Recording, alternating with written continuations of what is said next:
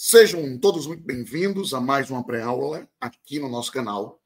Eu sou Carlos Alves, presbítero da igreja, e para nós é um motivo de muita alegria ter você aqui conosco para mais uma aula da nossa lição da classe dos adultos, da nossa CPAD, onde nós iremos tratar sobre igreja, organismo e organização. Vem com a gente. Queridos, a leitura bíblica em classe, ela encontra-se em Atos dos Apóstolos, capítulo 6, do verso 1 ao verso de número 7. Como de costume, dá uma pausa no vídeo e faz a leitura do texto.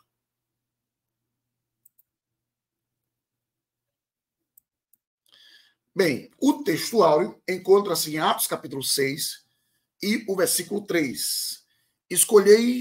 Escolhei, pois, irmãos, entre vós, 7 varões de boa reputação, cheios do Espírito Santo e de sabedoria, aos quais constituamos sobre este importante negócio. Então, vamos falar justamente sobre a estrutura da igreja, a igreja como um organismo vivo e como organização. Amém? A verdade prática diz: a igreja é um organismo vivo, contudo, como toda estrutura viva, precisa ser organizada. E introduzindo assim a nossa lição de hoje, a nossa pré-aula, nessa lição nós vamos conhecer a igreja como um organismo e uma organização. E a gente vai perceber que existe, de fato, algumas diferenças. Então, veremos que não existe função sem forma, nem organismo sem organização. O entendimento vai nos ajudar a nós evitarmos alguns extremos. Por exemplo, uma igreja sem nenhum tipo de liderança visível, tá?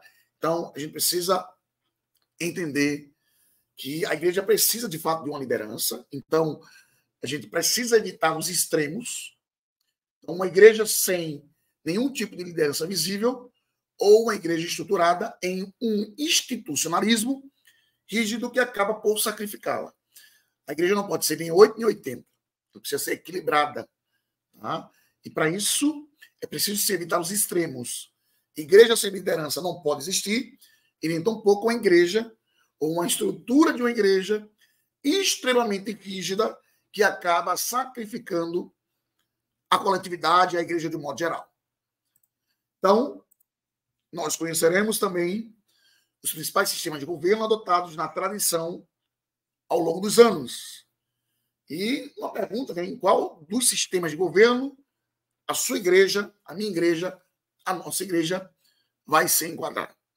E para a gente já saber que tipo de governo é esse, que tipo de sistema de governo são esses que nós iremos tratar, segue aí um prelúdio aí, ok?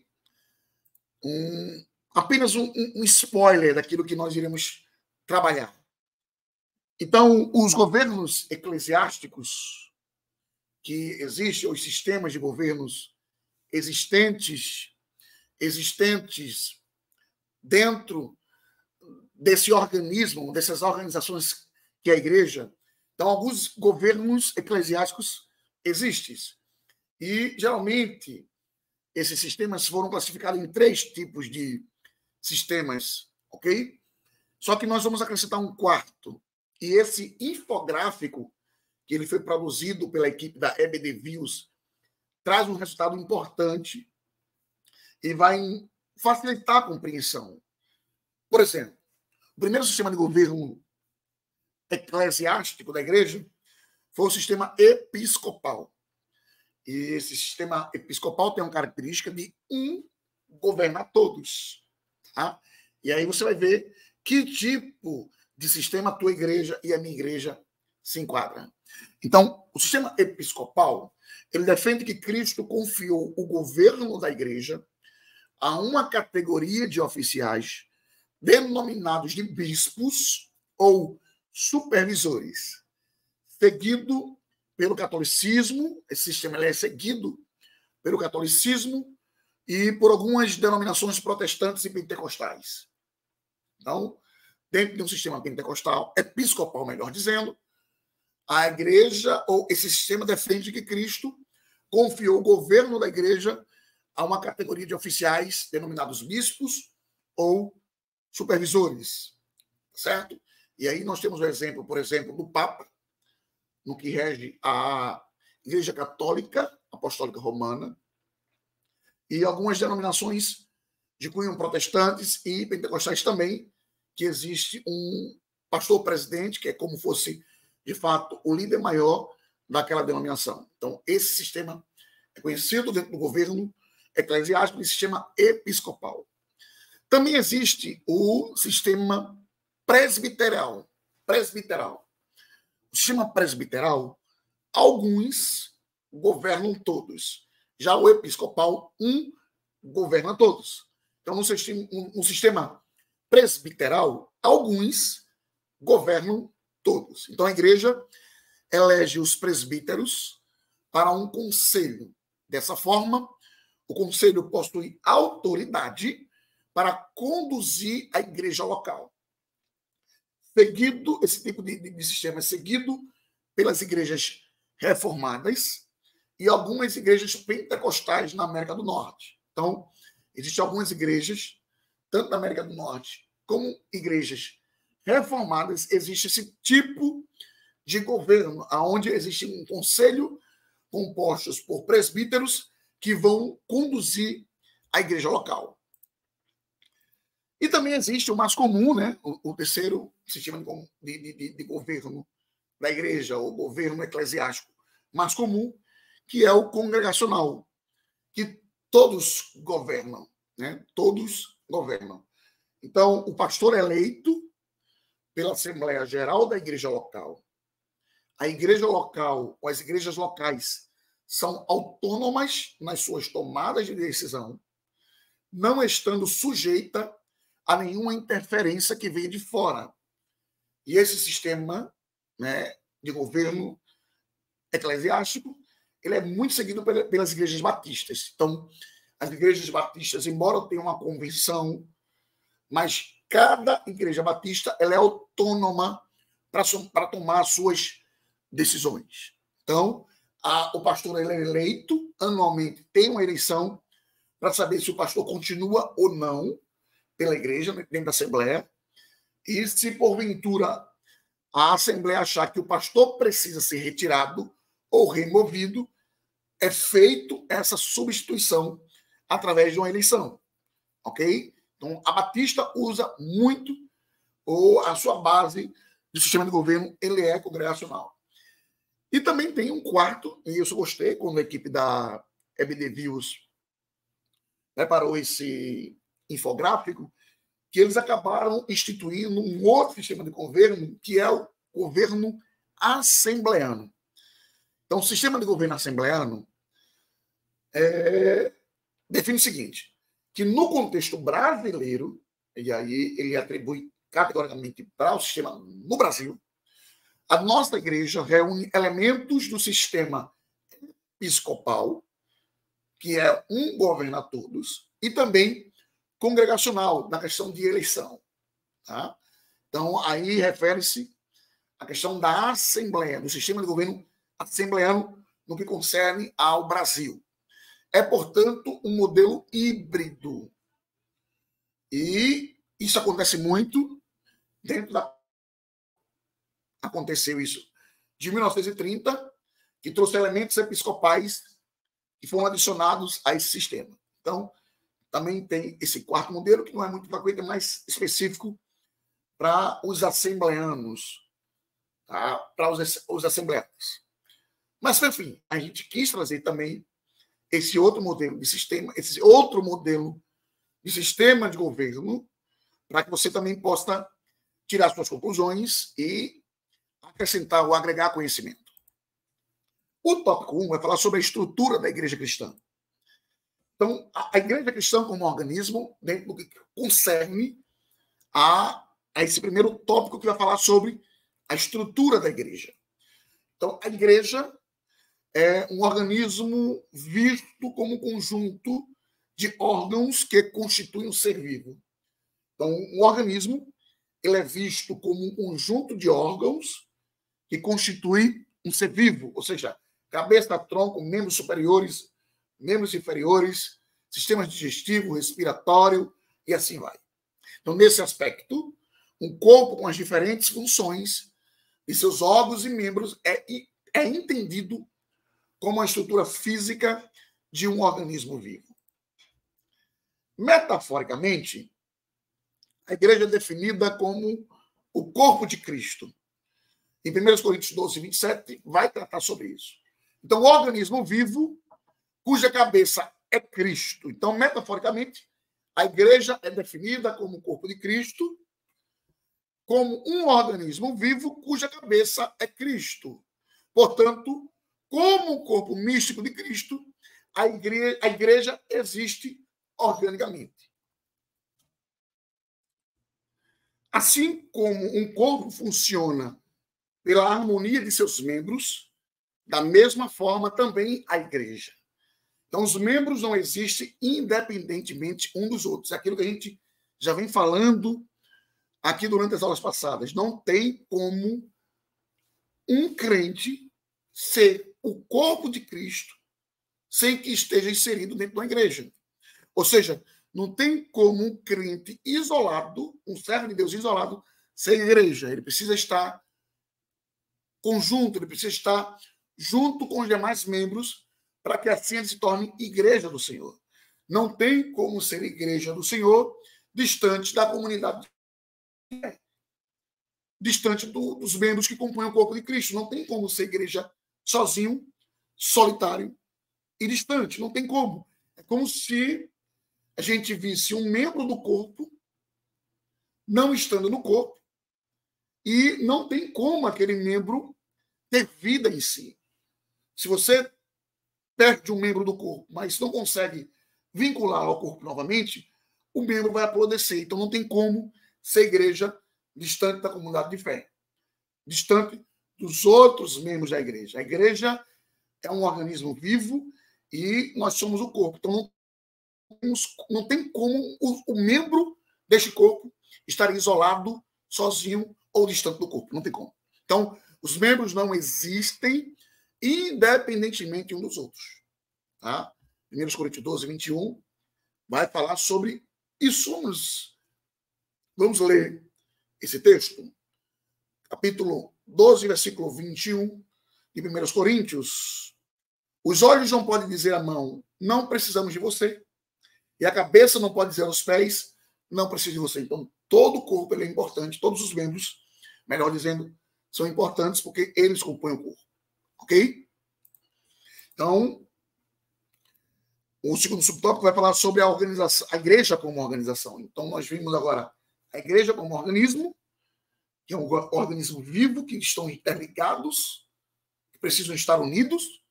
E agora a gente vê a igreja como organização. A forma de organização da igreja primitiva era simples. Todavia, existia. Embora não fosse como hoje o é, mas existia o sistema de organização, ou seja, a forma de organização da igreja primitiva existia. Claro que não tão robusto como hoje, mas existia. De maneira simples, sim, mas existia. Por exemplo, a igreja seguia a liderança centralizada dos apóstolos. Então, aqui também era uma forma de organização, ou seja, a igreja seguia a liderança centralizada dos apóstolos. Atos, capítulo 16, versículo 4. Ao passar pelas cidades, entregavam aos irmãos as decisões tomadas pelos apóstolos e presbíteros de Jerusalém para que as observassem. Então, era uma forma de organização. Dessa forma, os apóstolos doutrinavam a igreja, cuidavam da parte administrativa, instituíam lideranças locais e reuniam-se em conselho. Então, essa era a forma da organização da igreja primitiva. Então, a gente precisa diferenciar uma igreja organizada de uma igreja institucionalizada. Vamos lá. A igreja organizada, ela é saudável, porque a organização é saudável. Já a igreja institucionalizada não é saudável. A organização permite a igreja, como estrutura social, se movimentar. Já o institucionalismo a enrijece e a neutraliza. Uma igreja organizada se mantém viva.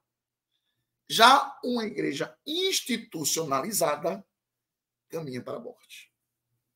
Então veja aí a diferença do que é uma igreja organizada e de uma igreja institucionalizada, que vem de instituto. Ok? Então, o institucionalismo não é saudável, é cheio de regras, enrijece a igreja, a neutraliza e, segundo a própria lição, caminha para a morte. Já uma igreja organizada, ela é saudável, permite a igreja, como uma estrutura social, se movimentar e ela se mantém viva. Ok?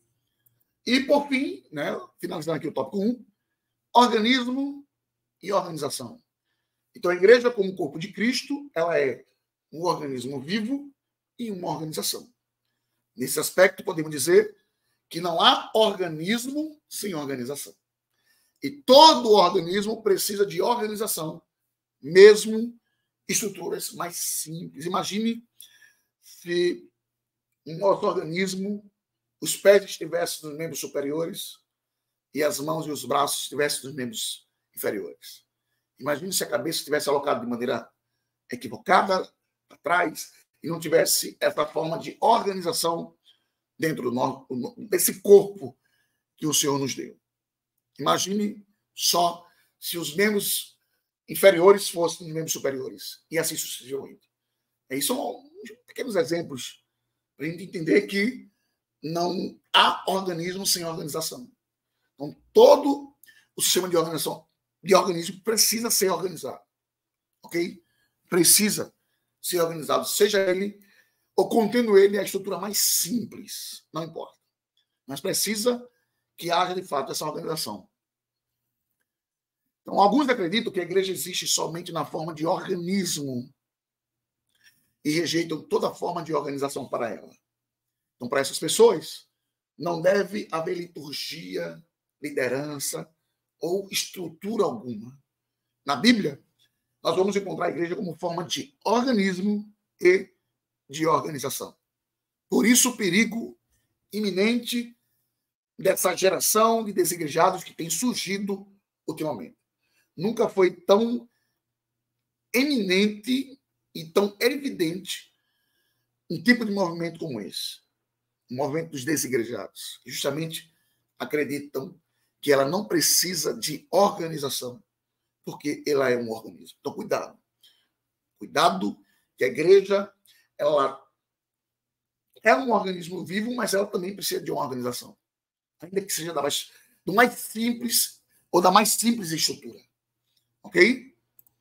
Então, sintetizando o tópico 1, assim como o corpo funciona ordenadamente pela harmonia de seus membros, olha aí, da mesma forma é o corpo de Cristo. Ok? O tópico 2 vai falar sobre a igreja, um organismo vivo e organizado. Vamos aprofundar um pouquinho mais. No aspecto local, no Novo Testamento, a igreja existe localmente como uma comunidade organizada. Ok? Então, havia a igreja que estava em Roma, Coríntio, Éfeso, Laodiceia, Filadélfia, e assim e por aí vai. Então, como um organismo vivo, a igreja do Novo Testamento era organizada, como a gente já falou aqui. Então, nós demonstramos a forma como a igreja primitiva agia. Tá? Era simples, mas existia uma forma de organização. Então, alguns fatos mostram que a igreja do Novo Testamento era um organismo vivo, agindo de quê? De forma organizada. Vamos lá. Primeiro, ela se reunia, Atos 2:42. Então, a igreja se reunia. Então, você vê que estamos falando de algo vivo. De um grupo de irmãos da comunidade de fé da igreja que se reunia, se movimentava. E orava. Tá? Ela não só se reunia, como orava. É um organismo vivo. Então, você vê a forma como está sendo organizado. Segundo, a igreja, a comunidade de fé, enxergava as demandas sociais que precisavam ser atendidas. Atos 4:35. Certo? Então, eles se atentavam para as demandas sociais que precisavam, ok? A forma como demandava as necessidades. 4:35 diz o seguinte, vamos ler aqui. E depositavam aos pés dos apóstolos, então se distribuía a cada um conforme a sua necessidade.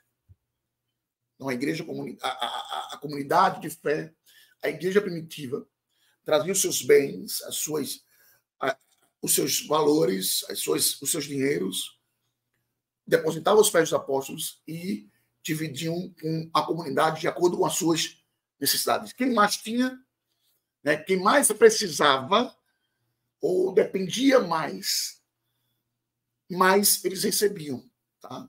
De acordo com as necessidades. Quem precisava, menos recebiam. Então, os apóstolos da comunidade de fé, eles enxergavam as demandas sociais que precisavam ser atendidas. Terceiro, eles instituíram o diaconato. Então, uma leitura bíblica em classe. E o texto áureo já fala sobre isso, sobre a instituição do diaconato para servir, né, para servir a igreja de um modo geral. Como também elegeu lideranças e enviou os seus primeiros missionários. Então, essa é a forma, né, a forma como a igreja primitiva agia, era organizada. Então, você vê como ela se movimentava de maneira ordenada e organizada.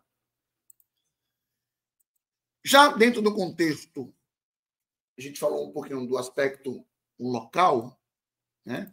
Agora, dentro do contexto do aspecto litúrgico e ritual, também precisa de organização. Então, toda igreja organizada possui sua liturgia e rituais. Então, a organização, portanto, é necessária. Imagina você chegar numa determinada reunião de fé e você não tem uma liturgia a seguir.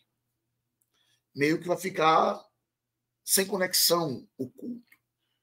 Por exemplo, a Assembleia de Deus tem um ritual. A nossa igreja inicia-se com oração, em alguns casos, né? Inicia-se o culto com oração, canta 2 ou 3 hinos, né, da harpa cristã, hinos congregacionais. Após esses louvores serem entoados, os grupos da igreja, os departamentos de louvor, começam a ter suas oportunidades. Quando chegam mais ou menos 8 horas, se faz a leitura oficial. Após a leitura oficial, se faz uma oração e apresentam várias causas nessa oração. Após a oração, continua a sequência de louvores para um departamento dos cantores. Dentre essas oportunidades, uma é para fazer o ofertório. Tá? Depois do ofertório, aí sim, vem-se para a mensagem da palavra de Deus. E aí, de 30 a 40 minutos, se tem aí esse espaço para a ministração da palavra de Deus, e no final, dá os avisos, a oração final e a bênção apostólica. É a forma litúrgica como a nossa igreja, a Assembleia de Deus, se comporta ou está organizada. Em cultos festivos, já tem uma dinâmica mais diferente. Né? Em cultos festivos, já tem uma dinâmica mais diferente. E assim vai. Mas existe uma forma litúrgica organizada na nossa igreja. E isso é importante. Eu estou falando da Assembleia de Deus, mas a Batista, Presbiteriana, Metodista, tem outros sistemas litúrgicos, ok? E outras formas de rituais. Então, cada uma tem a sua forma de como seguir com o culto ao Senhor. Então, a igreja organizada, por exemplo, mantém a decência e a ordem no culto. Mantém a decência e a ordem no culto. A igreja organizada estabelece costumes que devem ser observados, 1 Coríntios 11, 16. A igreja organizada observa também o aspecto ritual. Então, nesse sentido, vemos a igreja primitiva batizando os primeiros crentes em águas e realizando a ceia do Senhor.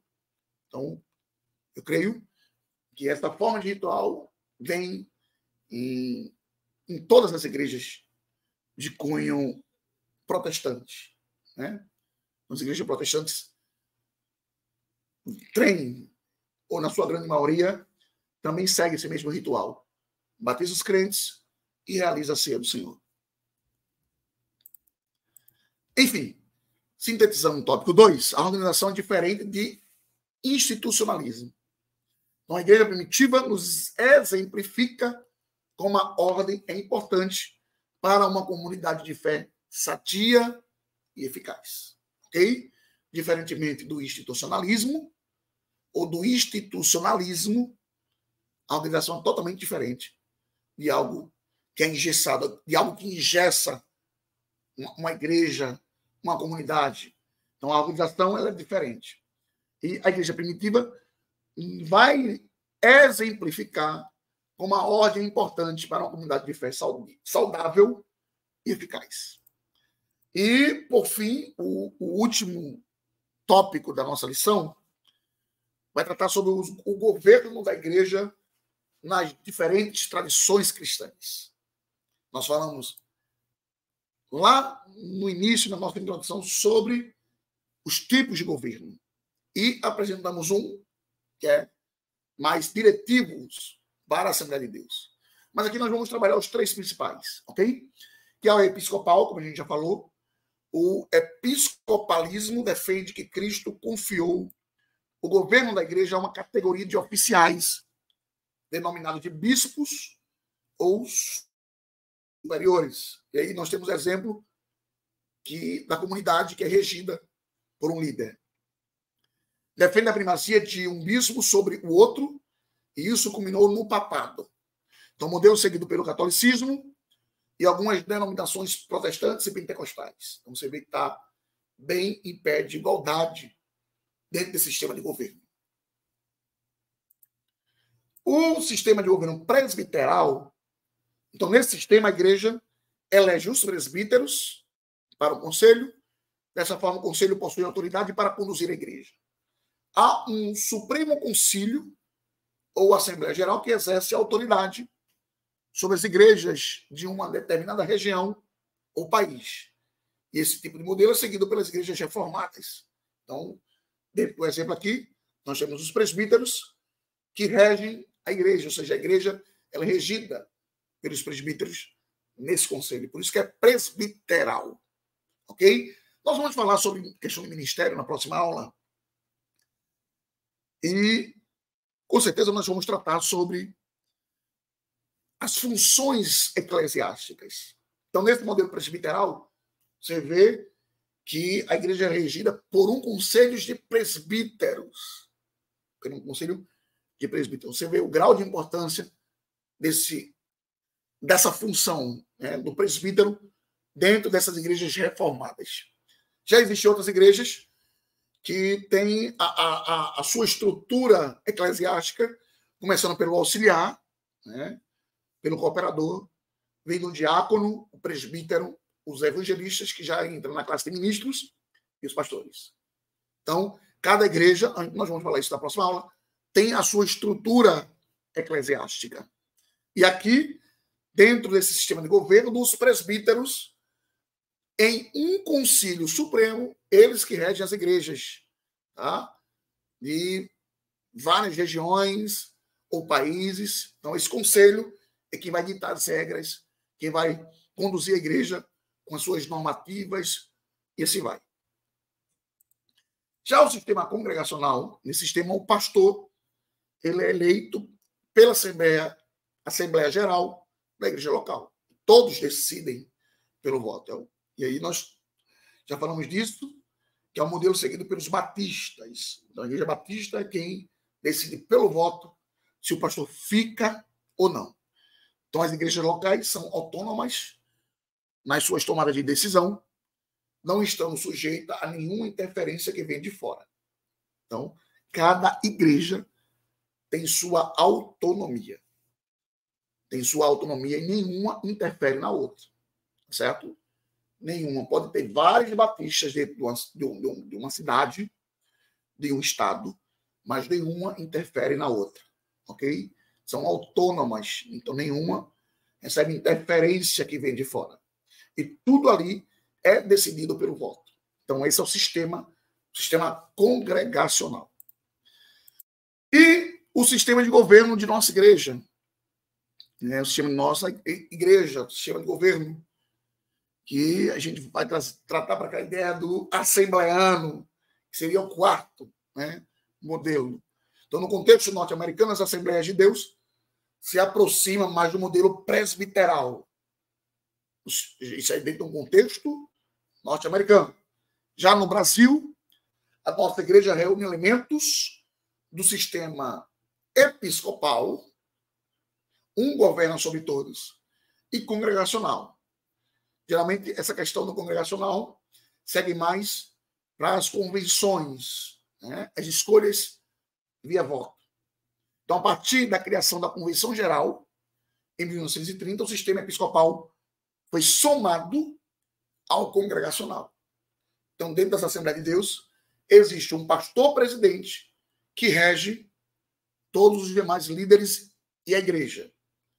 Com a Convenção Geral, foi que migrou-se aí e somou ao sistema episcopal, ao congregacional. Então, através do voto, é eleito o presidente da convenção e assim vai. Ok? Então, esse é o nosso sistema de governo da igreja eclesiástico. Ele é episcopal, equivalente ao da Igreja Católica Apostólica Romana, e também, após a convenção, agregou-se aí, foi somado o sistema congregacional. Então, nosso modelo ele é híbrido, ok? Ele é híbrido. E, sintetizando, por fim, o modelo de estrutura organizacional do Novo Testamento inspira a tradição cristã ao longo dos anos a regulamentar seus ministérios. Então, o modelo de estrutura organizacional do Novo Testamento inspira a tradição cristã ao longo dos anos a regulamentar seus ministérios. E concluindo, chegando aqui à conclusão de mais essa aula, nós concluímos que as Escrituras destacam a igreja como um organismo vivo e organizado. Nós concluímos que os presbíteros e diáconos, o colégio apostólico, dava corpo e forma ao ministério local da igreja neotestamentária. Nós concluímos também que, embora a igreja neotestamentária possuísse uma estrutura organizada muito simples, contudo, ela existia. E, por fim, embora não haja nenhuma norma específica de como deve ser o governo da igreja no Novo Testamento, ao longo dos anos, os cristãos têm procurado se inspirar no texto bíblico para regulamentar seus ministros e ministérios. E, por fim, queridos, nós apenas chegamos ao final. Chegamos ao final de mais uma aula, passando aqui para agradecer a você que ficou até aqui conosco. Deus te abençoe poderosamente. E para a semana, nós temos um encontro marcado para nós tratarmos sobre o ministério da igreja. Então, nós só temos a te agradecer. Agradecer a todos vocês. Quem ainda não é inscrito, se inscreve no canal. É só apertar o botãozinho vermelho e rapidinho você está inscrito, vai receber toda semana a nossa pré-aula. Eu sei que você já recebeu muitas aulas, né? Muitas pré-aulas da EBD sobre a aula vigente, mas eu creio que estamos aqui para somar, né? Nunca uma aula é igual a outra, então nós estamos aqui para somar e agregar conhecimento. Então, Deus te abençoe, muito obrigado, curte, compartilha, se inscreve e manda para geral essa pré-aula de hoje e uma excelente aula agora nesse final de semana. Deus te abençoe, muito obrigado e fica na paz do Senhor. Tchau, tchau.